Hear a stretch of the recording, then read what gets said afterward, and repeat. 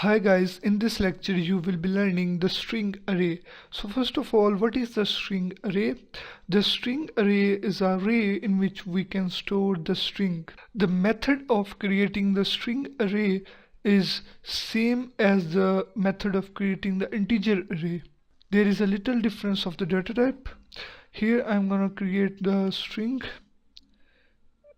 First of all, write the string, that is the class, then square brackets, and then variable name. Here I'm gonna write text, and here is the semicolon.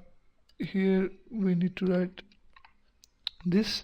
So now here you see that this text is the variable, this is the reference, and then equal, and then we have to write new, and then string, and then 5. Here remove this. So now here you see that this array have the size 5, and what this statement does, this statement automatically allot the memory for creating the array of size 5. This new have the responsibility to allot the memory for the array. You can write any size of the array. And now here I'm gonna store the value into the array, write the text, and then we have to write the index. Here I'm gonna store the value into the 0 index, then equal, and then here is I'm gonna write high. So this string is stored at the 0 index. It have the 5 indexes from 0 to 5, and then here I'm gonna make it high. I'm gonna little bit change it, and here is, so now let's print it. Here is sysout, and now here I'm gonna write the text and then index 1, and let's print it. Here is the high ll, and here you see that this result is printed. But if you print the third index but we have not give any value to the third index, so let's see what happened. Here you see that it contain null. When we cannot give any value to the index of the string array, so it automatically stored the null.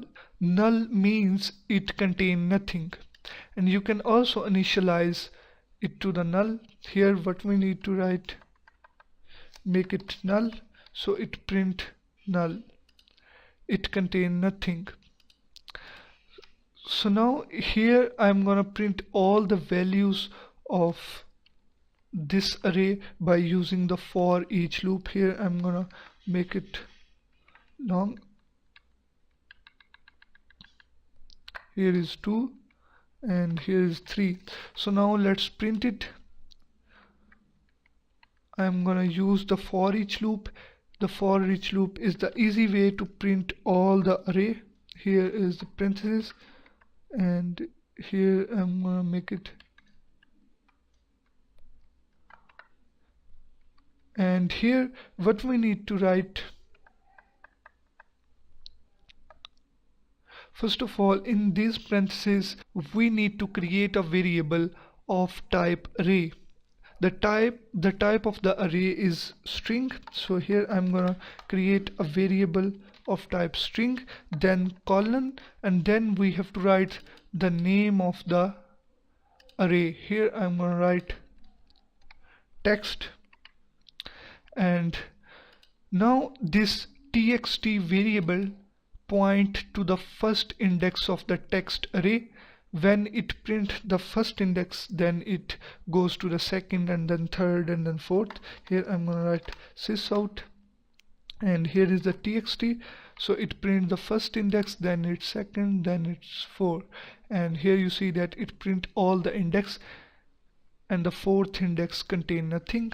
And now here I'm gonna tell you about another method. Here you can also initialize the array variable with the null, so it contain nothing. Here I'm gonna run it, so it contain nothing at this time. And now I'm gonna initialize the array with another method, that is this, and here we have to write the string in the brackets. Here is hello, and in this way you can also write the string